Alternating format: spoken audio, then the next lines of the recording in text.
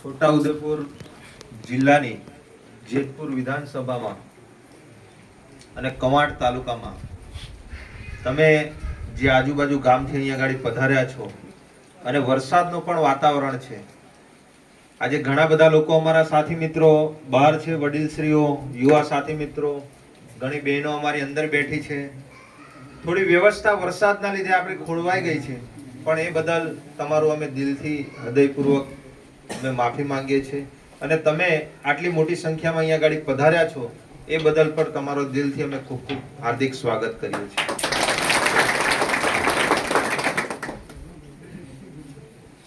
આપણા વિસ્તારમાં જોવા જઈએ તો દિવસે ને દિવસે સમસ્યાઓ તો ઘણી બધી આવતી જ જાય છે.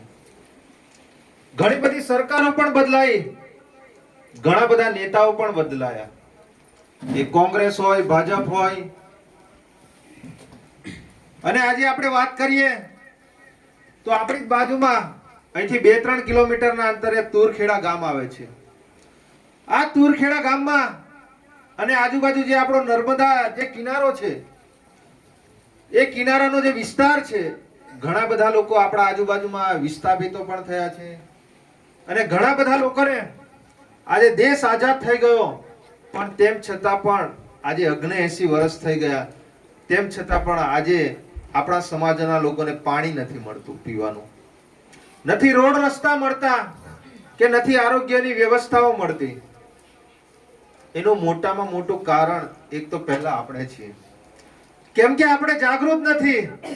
આપણે જ્યારે ચૂંટણીઓ આવે છે ત્યારે ભારતીય જનતા પાર્ટી હોય કે કોંગ્રેસના નેતાઓ હોય, એ મોટા વાયદાઓ તો કરી જાય છે, લોભામણી જાહેરાતો કરી જાય છે, પણ તેમ છતાં પણ આપણે એના સામે અવાજ નથી ઉઠાવતા. આપણાને એક આપણા સમાજની ચિંતા કરતો હોય અને દરેક સમાજને સાથે લઈને ચાલતો હોય. આજે ગુજરાતમાં ઘણા બધા ધારાસભ્યો છે, 182 ધારાસભ્યો છે. સાંસદ સભ્યો પણ ઘણા બધા છે. તાલુકા પંચાયત, જિલ્લા પંચાયતના ચૂંટાયેલા પ્રતિનિધિઓ પણ ઘણા બધા છે.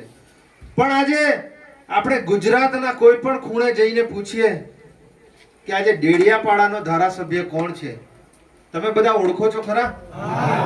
શું નામ છે એમનું? આજે બરોડા જિલ્લામાં જઈએ તો બરોડા જિલ્લામાં વાઘોડિયાનો ધારાસભ્ય કોણ છે, ઓળખો છો ખરા તમે?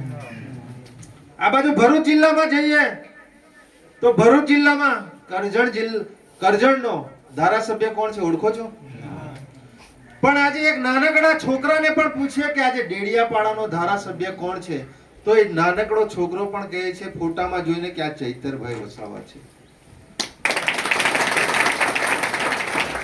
આજે એ ચૈતરભાઈ વસાવા એક આપણી જેવા એક નાનકડા ગામમાંથી, એક નાનકડા પરિવારમાંથી આવી અને આપણા સૌનો આજે અવાજ બની અને આજે ગુજરાતની વિધાનસભામાં ગર્જના કરે છે અને એ આપણો અવાજ ઉઠાવે છે. આજે આપણી બાજુમાં આંબા ડુંગર ગામ છે, આંબા ડુંગર જ ને. આવનારા દિવસોમાં આ ગણતરીના જ દિવાળી પછી ત્યાં ગાડી જીએમડીસી પ્રોજેક્ટ આવે છે. એવી જ રીતે અહીંયા ગાડી આપણો નસવાડી તાલુકો છે. આ નસવાડી તાલુકામાં હાઇડ્રો પ્રોજેક્ટ આવે છે. આ હાઇડ્રો પ્રોજેક્ટમાં 18 થી પણ વધારે ગામો એમાં સમાવેશ થવાના છે. ઝઘડિયા અને રાજપાડીનો જે વિસ્તાર છે, ત્યાં ગાડી કલેક્ટર સાહેબની અધ્યક્ષસ્થાનમાં લોક અદાલત થઈ. ત્યાં ગાડી ઝઘડિયા વિધાનસભાનો ધારાસભ્ય, તાલુકા પંચાયતનો સદસ્ય, જિલ્લા પંચાયતનો સદસ્ય અને 30 વર્ષથી શાસન કરે છે, ભારતીય જનતા પાર્ટીમાંથી ચૂંટાઈને આવે છે, એ સાંસદ પણ ત્યાં ગાડી ઉપસ્થિત નતો. અને ડેડિયાપાડાના ધારાસભ્ય શ્રી એ ઝઘડિયામાં જઈને જે જીએમડીસી પ્રોજેક્ટ આવે છે એનો ખડા પગે અમે 11 થી 5 વાગ્યા સુધી ઉભા રહીને અમે તેનો વિરોધ કર્યો હતો.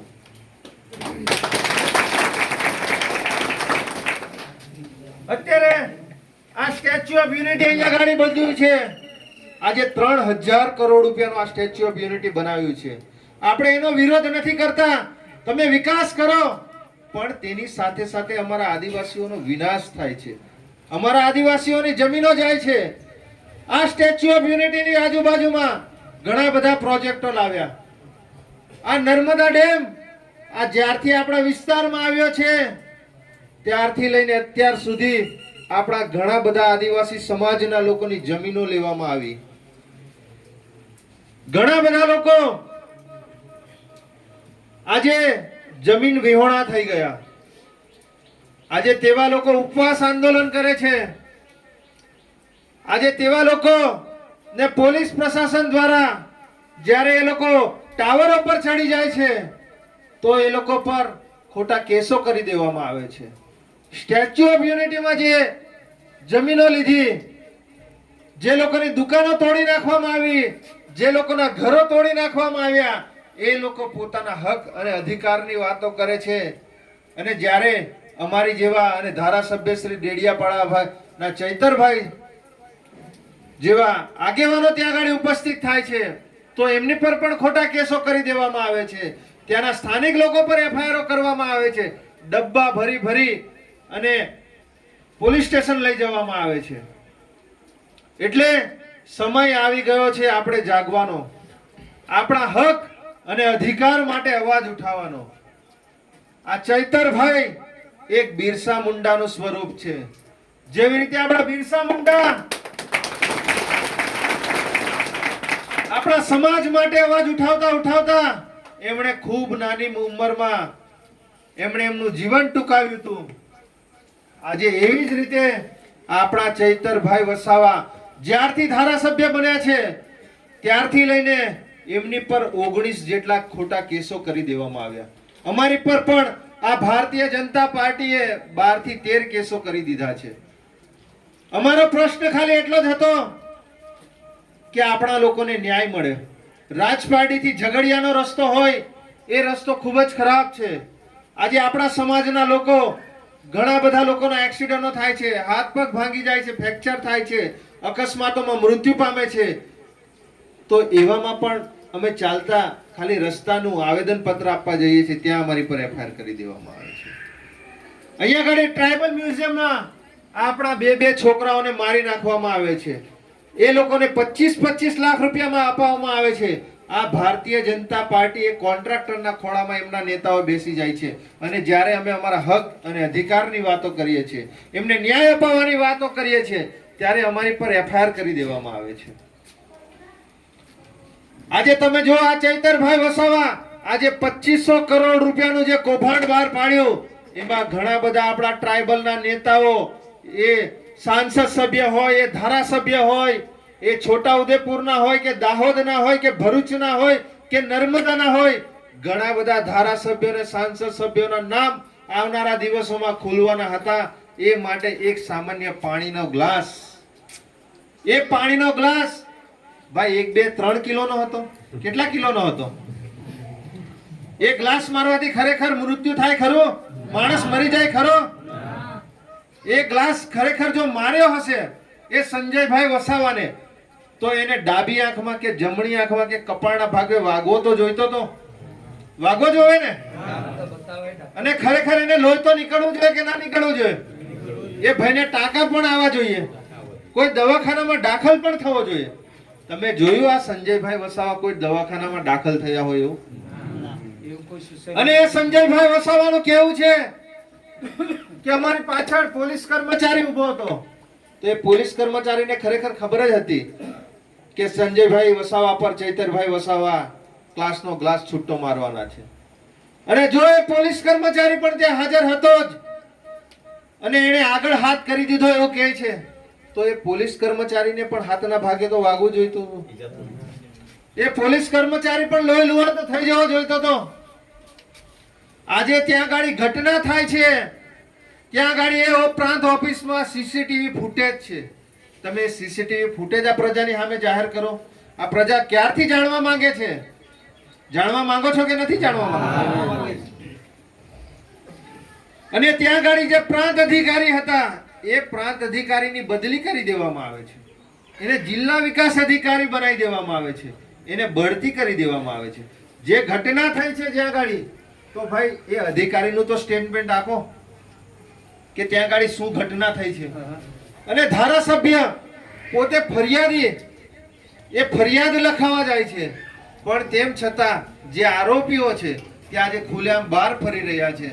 અને આજે જે ધારાસભ્ય પોતાની ફરિયાદ લખાવા જાય છે કે મારી જોડે અભદ્ર વ્યવહાર કર્યો છે આ ભારતીય જનતા પાર્ટીના નેતાઓએ, આજે ખરેખર તેમને જેલમાં મૂકવાની જગ્યાએ આજે ધારાસભ્યને જેલમાં મૂકી દે છે. કેમ કે આ ધારાસભ્ય એ 2500 કરોડનું કૌભાંડ કાઢે છે.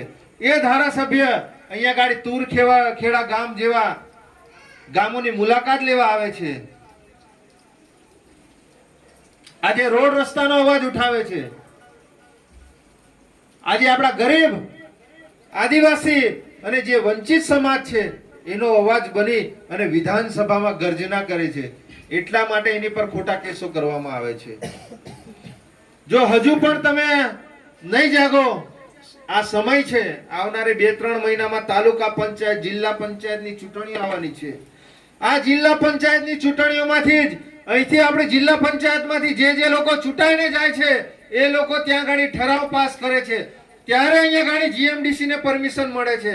અને અહીંયા ગાડી જે આવનારા દિવસોમાં અહીંયા જીએમડીસી આવવાની છે એ આ જિલ્લા પંચાયતમાંથી ઠરાવ થયો છે, વિધાનસભામાં ઠરાવ થયો છે, સાંસદમાં ઠરાવ થયો છે, તો અહીંયા ગાડી આ જીએમડીસી અહીંયા ગાડી મંજૂર થઈ શકે છે. તો અહીંયા ગાડી આ હાઇડ્રો પ્રોજેક્ટ આવે છે, તો જ અહીંયા ગાડી આ સ્ટેચ્યુ ઓફ યુનિટી આવે છે, ઝઘડિયામાં જે જીએમડીસી આવે છે. આ જિલ્લા પંચાયત અને તાલુકા પંચાયતમાંથી જે ચૂંટાયેલા પ્રતિનિધિઓ છે એ જો ઠરાવ ના કરે તો અહીંયા ગાડી કોઈ પણ માયકા લાલની કે દેશના વડાપ્રધાનની પણ તાકાત નથી કે આપણા દેશમાં અને આપણા રાજ્યમાં અને આપણા ગામમાં આ દેશના વડાપ્રધાનની પણ એ તાકાત નથી કે એ અહીંયા ગાડી આપણા ત્યાં આવીને કોદાળી કે પાવડો મારી શકે. મિત્રો, આ સંવિધાનમાં એટલા બધા આપણા માટે હક અને અધિકારો આપ્યા છે કે દેશના વડાપ્રધાને પણ જો અહીંયા ગાડી આવવું હોય તો ગામના સરપંચની પરમિશન લેવી પડે છે. એ આપણી પાસે આપણો હક અને અધિકાર છે, પણ તેમ છતાં આપણે આપણા હક અને અધિકારને ભૂલી જઈએ છીએ અને આ સરકાર આ પોલીસ પ્રશાસનને આગળ કરીને એને મન ફાવે તેવા પ્રોજેક્ટો આપણા વિસ્તારમાં લાવે છે. પણ આ જાહેર મંચ પરથી અહીંયા ગાડીથી કહેવા માંગીએ છીએ, જો આ અમારા ટ્રાઇબલ વિસ્તારમાં તમારે અમારી જમીન જીએમડીસી અહીંયા ગાડી લાવી હશે, અહીંયા ગાડી હાઇડ્રો પ્રોજેક્ટ લાવો હશે, તો અમે આ બિરસા મુંડાના વંશજ છે, અમે આ ચૈતરભાઈની વિચારધારા સાથે ચાલનારા માણસો છે. અમારા વિસ્તારમાંથી તમને આવનારા દિવસોમાં 1 ફૂટી કોડી જમીન પણ આપવાના નથી. તમે અમારા પર ગોળીબાર કરશો તો અમે ગોળી ઝીલી લેવા પણ તૈયાર છે. તમે અમારી પર ખોટી ફરિયાદો કરશો તો એ ફરિયાદ પણ અમે જેલો ભરવા પણ તૈયાર છે. પણ આવનારા દિવસોમાં અમારા વિસ્તારની પ્રજા એ જાગી ગઈ છે, એ અવાજ ઉઠાવતી થઈ ગઈ છે, એ એમના પોતાના હક અને અધિકારના માટે આવનારા દિવસોમાં એ તમામ પ્રજા અહીંયા ગાડી તૈયાર થઈ ગઈ છે. આવનારા દિવસોમાં તમે અમારા વિસ્તારમાં 1 ફૂટી કોડી પણ અમે જમીન આપવાના નથી. આપવાના છો ભાઈ તમે લોકો? એટલે આ સરકારને અમે આ જાહેર મંચ પરથી કહેવા માંગીએ છીએ કે તમે અમારા વિસ્તારમાં આવી તો જો આવનારા દિવસોમાં તમે અમને બતાવી દઈએ છે કે આદિવાસી એ કોણ છે. આદિવાસી એ બિરસા મુંડાના વંશજ છે અને ચૈતરભાઈની વિચારધારા સાથે ચાલવા વાળા માણસ છે. આવનારા દિવસોમાં અમે આ વિસ્તારમાં આજે દરેક ગામે ગામ અને દરેક ઘરે ઘરે આજે ચૈતરભાઈ પેદા થઈ ગયા છે. થઈ ગયા છો ને?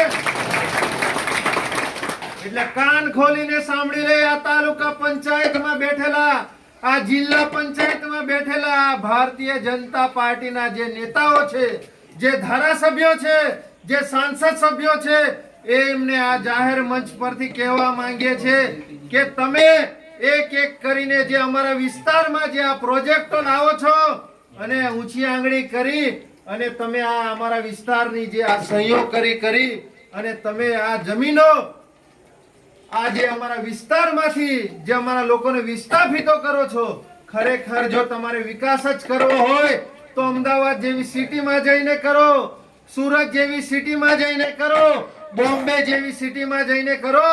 અમારા આદિવાસી વિસ્તારનો વિકાસ અમે પોતે કરી લઈએ એટલા અમે સક્ષમ છીએ અને અમે તમને જમીન આપવાના નથી. અમારે અમારું બલિદાન લેવું હોય, અમારું ખૂન કરી દેવું હોય, અમારી પર ખોટા કેસો કરી દેવા હોય, તમારે જે પણ કરી દેવું હોય તે કરી લેજો. અત્યાર સુધીમાં અમે અમારું આ આજુબાજુ વિસ્તારમાં જે સ્ટેચ્યુ ઓફ યુનિટી આવેલી છે, જે ડેમ આવેલો છે, જે નવા પ્રોજેક્ટો આવેલા છે, અમે એ જોઈને અમે બધું જ જાણી ગયા છે, અમે બધું જ સમજી ગયા છે. ત્યાંના લોકોને તમે નથી જમીનના સામે જમીન આપી, નથી એ લોકોને રોજગારી આપી કે નથી એ લોકોને યોગ્ય વળતર આપ્યું, તો આવનારા દિવસોમાં અમે અમારા વિસ્તારમાંથી 1 ફૂટી કોળી જમીન પણ તમને આપવાના નથી. આપવાના છો ભાઈ તમે? જો આપણે બધાએ જાગવું પડશે. હવે આપણે આપણા હક અને અધિકાર માટે અવાજ ઉઠાવવો પડશે. તમે એવું ના સમજતા કે હાઇડ્રો પ્રોજેક્ટ નસવાડીમાં આવે છે તો એ નસવાડી વાળા એ લોકો જાણે એમને જે કરવું હોય તે. આ બાજુ કવાટ વાળા એવું કહેશે કે ભાઈ આંબા ડુંગર વાળા જાણે એમના 10 ગામો જાય કે 3 ગામો જાય કે 5 ગામો જાય. પણ આવનારા દિવસોમાં સમગ્ર આદિવાસી સમાજ એ ઉમરગામથી અંબાજી સુધી હોય, એ મહારાષ્ટ્રનો હોય, એ એમપીનો હોય કે ગુજરાતનો હોય, તમામ આદિવાસી સમાજે આવનારા દિવસોમાં જાગવું પડશે. નહીતર તો આ નારંગી જેવા જે ભારતીય જનતા પાર્ટીનો જે ખેસ પહેરીને ગામે ગામ આવે છે, લોભામણી જાહેરાતો કરે છે, એવા નેતાઓને તમે અત્યારથી ઓળખી જજો, જાણી જજો. નહીતર તો એ લોકો એક એક કરીને એ લોકો પોતાના સ્વાર્થના રોટલા શેકવા માટે એ લોકો આપણાને એક એક કરીને ખદેડીને અહીંથી બહાર કાઢી દેશે. અને તમે જોઈ લો આપણા વિસ્થાપિતોની પરિસ્થિતિ અત્યારે શું છે. અમારી જેવા અને ચૈતરભાઈ જેવા અને અમારી ટીમ જેવા એ લોકો તો તમને અમે જાગૃત કરશું, અમે તમને અવાજ ઉઠાવતા અમે તમને શીખવાડશું. પણ જ્યારે ચૂંટણીઓ આવે છે ત્યારે આપણો એક આદિવાસી સમાજ એટલો ભોળો ભાળો છે કે એ લોકો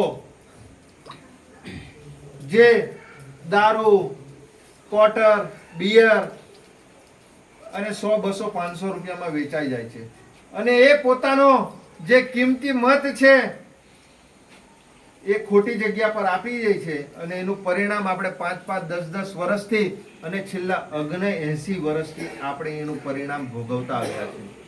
મેં તમને એક ઉદાહરણ આપું, ખોટું ના લગાડતા. કાકા તમારું નામ શું છે? નિર્ધન. હા, નિર્ધન. આ નિર્ધનભાઈ છે. તમારું નામ શું છે? આ ગોપાલભાઈ છે. આ ગોપાલભાઈ રોજે જ મારી જોડે ફરે છે, મારી ગાડીમાં ફરે છે. એમને મેં ખવડાવું છું, એમને મેં પીવડાવું છું, એમને જે કપડાં જોઈએ એ કપડાં એમને મેં પહેરાવું છું. એ આખું વર્ષ મારી જોડે ખાઈ પીને ફરે છે અને મોજ મસ્તી કરે છે. પણ જ્યારે ચૂંટણીનો સમય આવે છે ત્યારે આ ભાઈને જો મેં કદાચ 1 પેક ઓછો મરાઈ દીધો, 1 પેક જો આ ભાઈને મેં ઓછો પીવડાવી દીધો અને આગળ જઈને જો આ કાકા એમને મળ્યા અને જો એમને ખાલી 2 પેક મરાઈ દીધા તો આ ભાઈને ભલે મેં આખું વર્ષ સાથે રાખીશ, એમને મેં ખવડાવીશ, પીવડાવીશ, એમના દરેક મોજ શોખ એમના પૂરા કરીશ. પણ જ્યારે ચૂંટણીનો સમય આવે અને એ સમયે જો આ ભાઈને જો ભૂલથી મારાથી 1 જ પેક ઓછો મરાઈ દીધો અને આ કાકાએ જો 2 પેક મરાયા ને તો રસ્તામાં જઈને કહેશે આપણે તો નિરંજનભાઈ બરાબર માણસ નથી, આપણે તો આવું થાય છે કે નથી થતું? હે? એટલે આપણો સમાજ એવો છે જે દારૂમાં, જે પોટલીમાં, ક્વાર્ટરમાં અને એક બિયરમાં વેચાઈ જાય છે, 100, 200, 500 રૂપિયામાં વેચાઈ જાય છે. એ પૈસા કેટલા દિવસ ચાલશે તમારે? હા, 1 દિવસ, 2 દિવસ, અઠવાડિયું, મહિનો, કેટલા દિવસ ચાલશે? 1 દિવસ ચાલવાનો, 1 દિવસમાં પૂરા થઈ જશે. બરાબર? અને એનું પરિણામ આપણે આ બાજુમાં જ અહીંયા ગાડી જીએમડીસી આવે છે, બરાબર. આ એક ક્વાર્ટર, એક બિયર ને એક પોટલી અને આ 100, 200, 500 રૂપિયાના કારણે જે આપણે ભૂલો કરીએ છે ને એના લીધે જ આ બાજુમાં જીએમડીસી આવે છે, આ બાજુમાં હાઇડ્રો પ્રોજેક્ટ આવે છે, સ્ટેચ્યુ ઓફ યુનિટી આવી ગયું, નર્મદા ડેમ આવી ગયો, ઝઘડિયા રાજપાડીમાં જીએમડીસી આવી ગઈ. આ બધું આનું પરિણામ છે. અને એનું પરિણામ જો હજુ બી તમે જાગૃત નહીં થાવ, હજુ પણ તમે નહીં જાગો, તો આનાથી પણ ખરાબ પરિસ્થિતિ આવવાની છે. એ તમે જાણી લેજો, સમજી લેજો. આ નર્મદા ડેમનું પાણી આ ભારતીય જનતા પાર્ટીની સરકાર અને આ કોંગ્રેસની સરકાર એ જ્યારથી આ ચૂંટાઈને આવી છે, તમે વિચાર કરો. આ નર્મદા કેનાલ બની છે, આ નર્મદા કેનાલનું પાણી અહીંથી સૌરાષ્ટ્ર, કચ્છ, ભુજ સુધી જાય છે. પણ આપણે અહીંયા 15, 20, 25, 30 કિલોમીટરના એરિયામાં રહીએ છીએ. આપણે એનો ભોગ બન્યા છે, આપણે એનાથી વિસ્થાપિત થયા છે. તેમ છતાં આપણા વિસ્તારમાં આ પાણી આવે છે ખરું? આજે પણ આપણી જમીન આજે કોરી છે. આજે પણ આપણી જમીનમાં આપણે આ મકાઈ, તુવેર અને કપાસ કરી અને ડાંગરો કરીને જીવી ખાઈએ છીએ. હે, અહીંયા ગાડી એવી લીલોતરી જ નથી. આજે જ્યાં ગાડી પાણી નતું, આજે ત્યાં ગાડી છલોછલ પાણીની નદીઓ વહે છે. અને જ્યાં ગાડી અહીંયા ગાડી આપણો મોટામાં મોટો અહીંયા ગાડી ડેમ બનાવ્યો છે 5 કિલોમીટર, બરાબર, 5 કિલોમીટરના અંતરે. પણ તેમ છતાં આપણને નર્મદાનું પાણી મળતું નથી. 500 કિલોમીટર. આવનારા દિવસોમાં તમે તૈયાર રહેજો. આપણે જે વિસ્થાપિતો થયા છે, આપણે જે જમીનો આપી છે, આપણે જે આ ડેમ બનાવવા માટે ભોગ બન્યો છે, જો આ નર્મદાનું કેનાલનું પાણી જો આપણને નહીં મળે તો આવનારા દિવસોમાં આપણે આ કેનાલ બંધ કરવાનો સમય આવશે, તો આપણે બધા ભેગા મળીને આ કેનાલો પણ બંધ કરી દઈશું. આપણે બધા ગામે ગામથી તૈયાર થવું પડશે. થશો ને? કે પછી આપણે આ સુખામાં જ રહેવાનું છે? આપણાને બી નર્મદાનું પાણી જોઈએ કે ના જોઈએ? આપણે જમીન આપેલી છે, આપણે એના ભોગ બન્યા છે, તો કેમ ભાઈ અમને પાણી નહીં મળે? આપણા ભારતીય જનતા પાર્ટીના નેતાઓ જે સાંસદ બનીને ફરે છે, જે ધારાસભ્યો બનીને ફરે છે, જે લોકો તાલુકા જિલ્લામાં બેઠેલા છે, એમની ફરજ નથી બનતી કે આપણા લોકો માટે આ પાણીની સુવિધાઓ ઉપલબ્ધ કરાવે? હા, તો તમે લોકો એ બાબતે કેમ અવાજ નથી ઉઠાવતા? આપણા ત્યાં અહીંયા ગાડી 5-5 લાખ રૂપિયા, 10-10 લાખ રૂપિયાના આયુષ્યમાન કાર્ડ આપી દીધા છે. આખા છોટાઉદેપુર જિલ્લામાં, નર્મદા જિલ્લો આપણો બાજુમાં જ છે. તમારા જિલ્લામાં ભાઈ આયુષ્યમાન કાર્ડ ચાલે છે ખરું? હા, આ સરકાર આપણને લોલીપોપ આપે છે, કોણીએ ગોળ લગાડે છે. અહીં તમારી જીભ જવાની નથી. હા, બરાબર. અહીંયા ગાડી તુરખેડા ગામની બાજુમાં તમે જુઓ, આજે ઘણા બધા આપણા શિક્ષિત બેરોજગારો છે. તમે બધા ભણેલા ગણેલા છો? હે, આજે દરેક મા બાપના સપનાઓ હોય છે કે મારો છોકરો પણ ડોક્ટર બને, મારો છોકરો પણ ક્લાસ 1 અધિકારી બને, એન્જિનિયર બને, કલેક્ટર બને, ડીવાયએસપી બને. આજે દરેક મા બાપના સપનાઓ હોય છે કે નથી હોતા? હા, આજે આપણો આ ટ્રાઇબલ વિસ્તાર છે. આજે આપણી પાસે એટલા બધા પૈસા નથી, પણ તેમ છતાં પણ આજે પોતાના મા બાપ ભલે પેટે પાટા બાંધીને ભૂખે રહે છે, પણ પોતાના બાળકને સારામાં સારું શિક્ષણ આપે છે, એને ભણાવે છે, ગણાવે છે, કોલેજ કરાવે છે કે મારો છોકરો કાલે ઉઠીને ડોક્ટર બને, એન્જિનિયર બને, કોઈ ક્લાસ 1 અધિકારી બને, તો મારું નામ તો રોશન કરશે જ, પણ સાથે સાથે મારા ગામનું નામ બી રોશન કરશે કે મારો છોકરો આજે ડોક્ટર છે, મારો છોકરો આજે એક પોલીસ કર્મચારી છે, મારો છોકરો આજે કલેક્ટર છે. બરાબર. પણ તેમ છતાં પણ આ સરકાર ભરતી કરતી નથી. હા, આજે તમે જો અહીંયા ગાડી જે પણ જજ આવે છે, એ દરેક જજ કોઈ આદિવાસી છે ભાઈ? કલેક્ટર છે આપણો આદિવાસી? જિલ્લા વિકાસ અધિકારી છે આપણો આદિવાસી? હે, ડીવાયએસપી છે? એસપી છે? હે, આટલો મોટો આપણો વિશાળ સમાજ છે, પણ તેમ છતાં પણ તમે જુઓ આપણા સમાજનો એક પણ એવો પ્રતિનિધિ નથી કે જે આજે કલેક્ટર હોય, જે આજે જજ હોય, જે આજે એસપી હોય. હે, આજે બીજા સમાજના લોકો બહારના અધર સ્ટેટમાંથી આવીને અહીંયા ગાડી કલેક્ટરો હોય, એ જજ હોય, એ લોકો એસપી હોય, એ લોકો આપણી કમાન સંભાળે અને આપણે આદિવાસીઓ બસ બિસ્તરા પોટલા બાંધી અને રોડ રસ્તા બનાવવા માટે જતું રહેવાનું. હા, હોટલો બનાવવા જતું રહેવાનું, મકાનો બનાવવા જતું રહેવાનું, કાઠિયાવાડ મજૂરી કરવા માટે જતું રહેવાનું. આપણા વિસ્તારમાં અમે ઘણી બધી સ્કૂલોની મુલાકાતો લઈએ છીએ. એક એક શિક્ષકથી શાળા ચાલે છે. બેસવા માટે બાળકો માટે ઓરડા નથી. એક જ ક્લાસમાં 5-5 ધોરણના છોકરાઓ ભણે છે. તો આપણે જાગશું ક્યારે હજુ સુધી? આજે મેં તમને એક સિમ્પલ ઉદાહરણ આપું. આજે આ એક મકાન છે.